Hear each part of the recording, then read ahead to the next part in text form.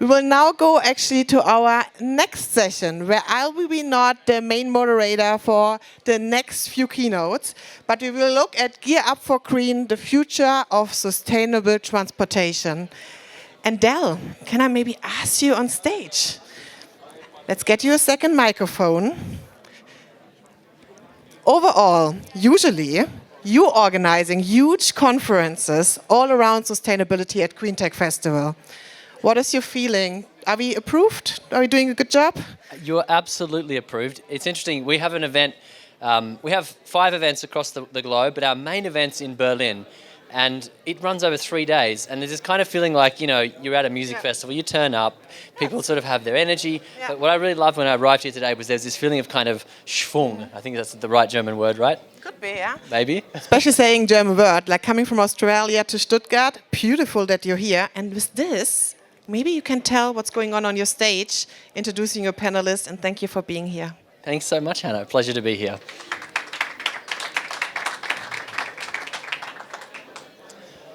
Well, thanks very much, everybody. The topic actually of sustainable transport is something that's close to my heart. In the earlier years, I used to actually run the ERR conference and New Mobility World Expo back when the ERR was in Frankfurt. And as Hannah mentioned, for the last 4 years, I've been really building up the global series for the GreenTech Festival. And we have events, as mentioned, in New York, in London, in Singapore, in Berlin, and in Los Angeles. And really, in the process of putting on these events, I meet incredible people from across different sectors. This has shown me really that decarbonisation of transport is one of the key things we need to do if we're going to solve this climate challenge. And it goes down to more than just how we move around, because it actually touches all aspects of our lives. So everything from the stage I'm standing on to the microphone, sorry, I better keep it near me, the microphone that I'm holding in my hands, the seats that you're sitting in, all of this comes to us via global supply chains. And whether it's in raw products to finished entities, all of this arrives in our hands, in our houses, in our lives, on ships, on planes, on trucks, on trains. These 4 aspects, if we can manage to decarbonise these 4 pillars of transport, we'll have taken a massive bite out of the carbon problem that we have in global industries. And actually, we're already a lot of the way along this journey, because there's so much innovation going on. The innovation journey really began, I'd say, en masse 15 years ago, 10 years ago, when we started carrying the internet around in our pockets. You have platform mobility, sharing ecosystems, big data analytics, and this led to a lot of new efficiencies. And now with AI, this is being pushed to new levels. But really, there's something more fundamental going on. And this relates back to something it's really a fundamental shift that's happening within all of us. We, as consumers, are starting to care about sustainability, and studies are showing that we're willing to pay the difference. And this is really opening up new business models that weren't possible before. And I have a feeling that there's a fundamental shift underway. We're at the edge of a market tipping point. And this is going to be a new epic for sustainable mobility. Coming to events like this, I've been walking around the halls, meeting a few startups. I can actually feel the ground shifting beneath my feet. This is the innovation we need. And really right now, to make this happen, we just need more funding and we need to scale at speed. Now, I've set up a really positive view, of course, of sustainable transport here, but I have to also bring that crashing down to reality now, because the fact of the matter is, right now, today, where we stand, our emissions are significantly higher from transport than they were 20 years ago, and they're rising every day. It might shock you that 91% of transport still relies on fossil fuels. And this is where, really, I'm sent into a kind of a conflict. I organise these events all around the world. I meet amazing founders with incredible ideas, and we're still polluting more than ever. How can this be possible? One aspect is that change is hard. It takes energy, it takes effort, it takes repetition. But more than anything, we're also fighting. We're fighting against legacy and legacy approaches which support old, outdated business models. And this is a war. We're actually at war. On the one hand, you have the 91%, the old guard, the old business models that are polluting to make a profit. And on the other side, you have new mobility, which is trying to get funding and trying to change the system. This is a revolution, a mobility revolution, and we cannot afford to lose this fight. So for the next 6 or so minutes that I have on stage, I'm not going to hit you with any more statistics, I promise. I want to talk to you about my experience, what I've learned from my travels of putting on these events, sustainability events all around the world, and what I believe it's going to take not to just survive the mobility revolution, but to really thrive. So this is my 6 rules to winning the transport wars. And the first rule is we need to be profitable.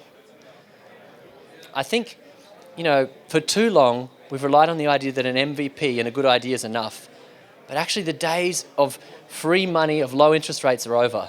We need to go back to basic business principles.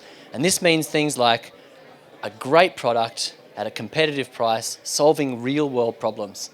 And when I say a competitive price, I'm not talking about competitive against other green services, I mean against the dirty alternative. We need to be winning this war on an even playing field. The second rule is we need to do good business.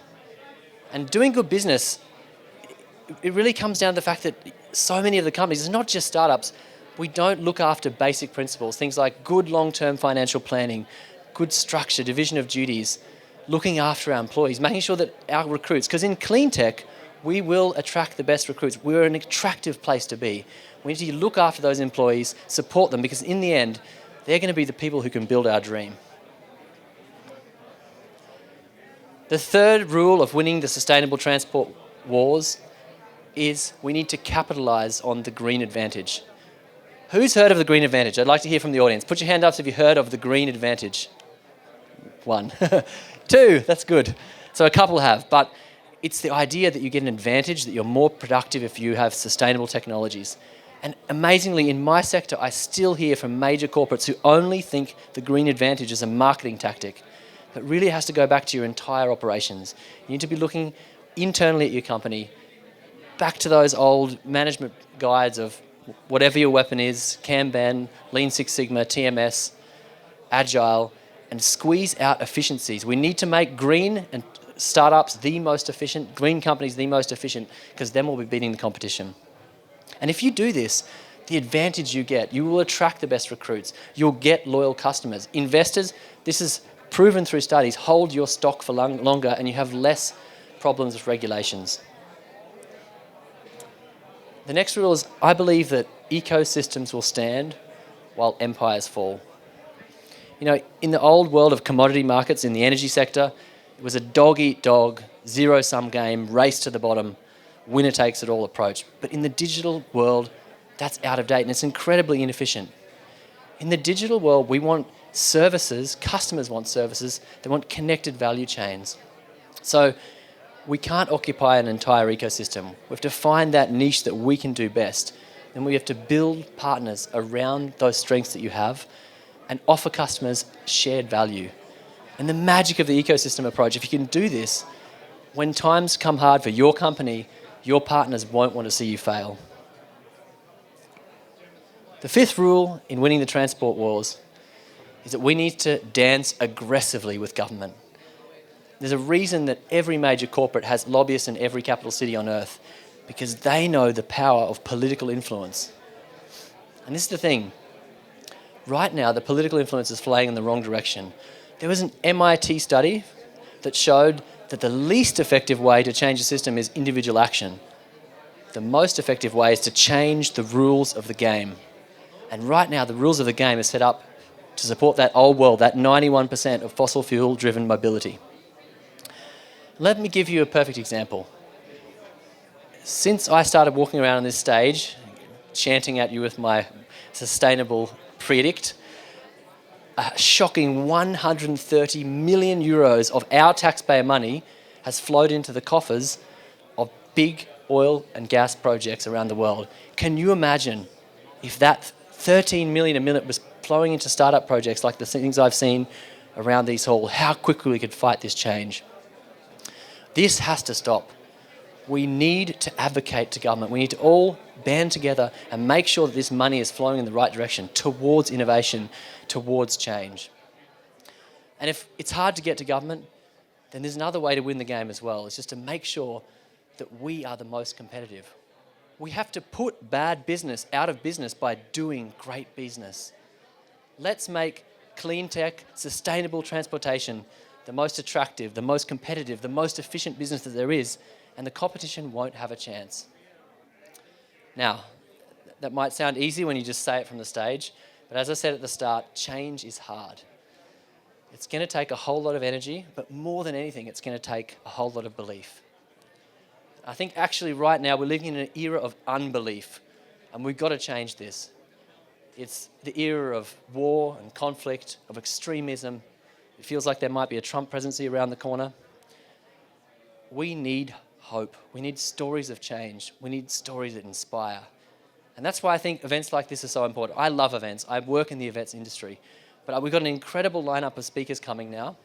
And as a segue, I'd like to say that our next set of storytellers are waiting somewhere out here in the audience. So it'd be my pleasure to ask Alex Schword and Monica Michalska, who are from the Plug and Play Ventures team. Please make them a very warm round of applause. They will be telling us about the market trends in sustainable transportation. Thanks very much.